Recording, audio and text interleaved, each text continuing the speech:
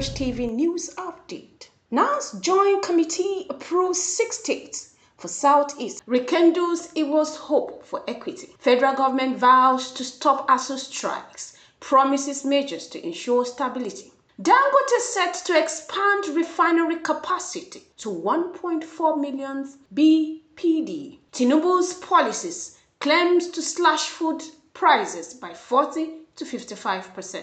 Presidency. Yahoo boys are geniuses. Need not condemnation, Peter Obi.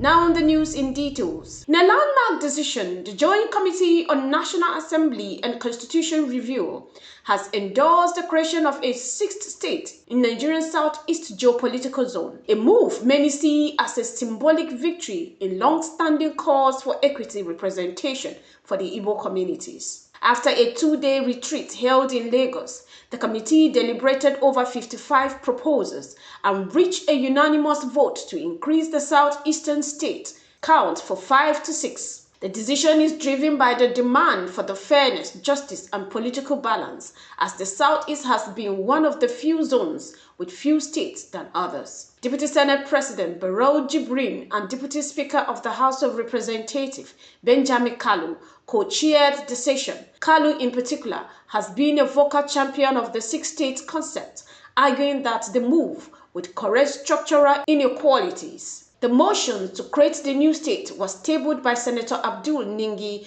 of Bauchi Central and seconded by Honorable Ibrahim Ishaka, Ogun State, before getting unanimous support from all committee members. While the approval is being hailed by many as a step towards fuller inclusion, the committees did not yet settle on the name or precise boundaries. A subcommittee has been tasked to interact with stakeholders, refine proposals, and present a harmonious recommendation to the full National Assembly for final voting. Analysts believe that this development could reshape political alignments, resource allocation, and legislative representation in the Southeast. However, the ultimate realization depends on political will, consensus among state assemblies, and smooth passage through both legislative chambers. The federal government has given assurances that the nation will no longer witness repeated strike by the academic staff unions of universities ASU, promising new institutional and policy reforms aimed at addressing root causes of industrial action in the university sector. Minister of Education declared that the government is working towards structural solutions, including guarantees funding for university infrastructure, sustainable staff welfare policies, and a binding framework for dispute resolution, so that perpetual strikes becomes relics of the past.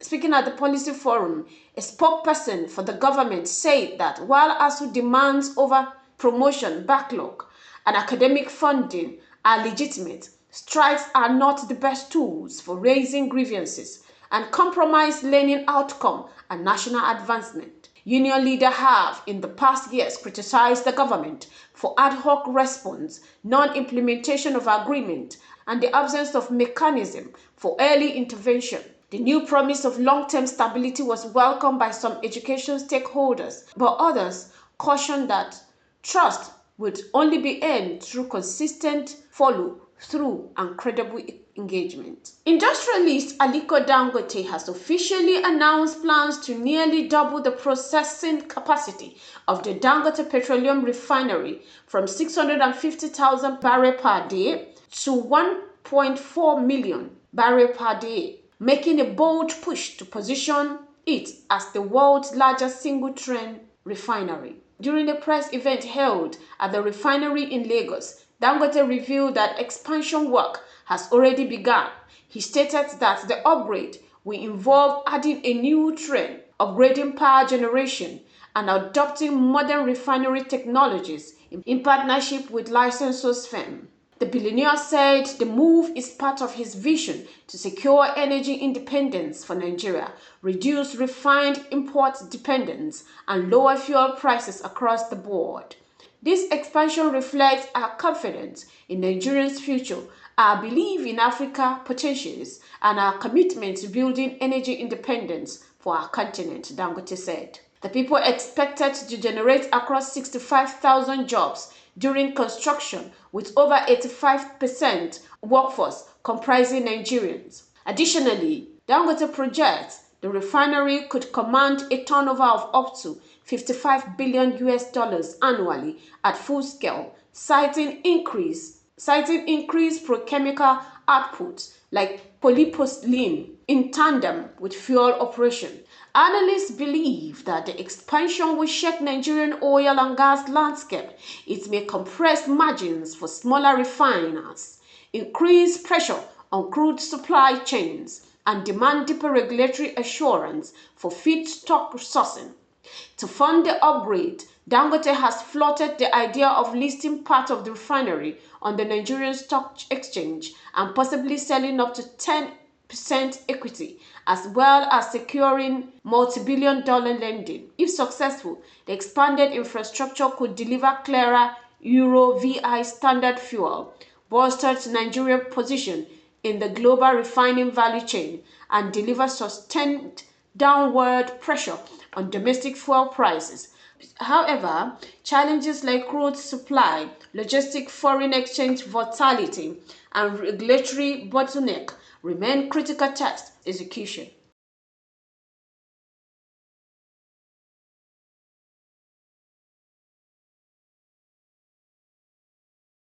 With claims that inflation in key food staples has fallen between 40% and 55% over a designated period. In a statement issued by the Special Advisor on Media, the government argued that the removal of subsidies, The presidency has asserted that Bola Tinubu's economic reform has driven a substantial reduction in food for growers nationwide. Schemes have combined to reduce cost pressure across food value chain. The announcement arrives amid public concern over spiraling food costs, currently depreciating and living standard.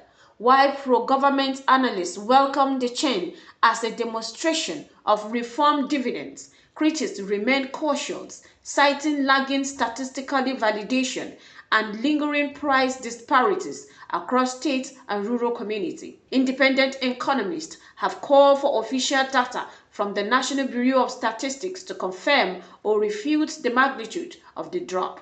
They warn that headlines reduction may mark hidden cost, quality erosion of localized inflation. Nonetheless, the government narrative signals its intent to rally public confidence ahead of upcoming political contests. Former presidential candidate Peter Obi has made a controversial assertion by describing Yahoo boys, internet fraudsters, as possessing genius capacity and arguing that they deserve constructive intervention rather than blanket condemnation. Obi's remarks have stirred public debates on ethics, youth perspective, and security. Speaking at a youth forum, Obi said many of those involved in online fraud operate with technological skill and entrepreneurial savvy, but their talents are strained by limited opportunities, corruption, and skewed incentive structure. He argued the government to channel their energy into legitimate sectors like fintech, creative tech, and digital services. While others applauded his nuanced perspective, others sharply criticized him for appealing to romanticize illicit activities, undermining the rule of law, and neglecting victims' rights. Social media lit up with mixed reaction, reflecting deep tension over governance, youth alienation, and moral accountability in Nigerian youth ecosystem.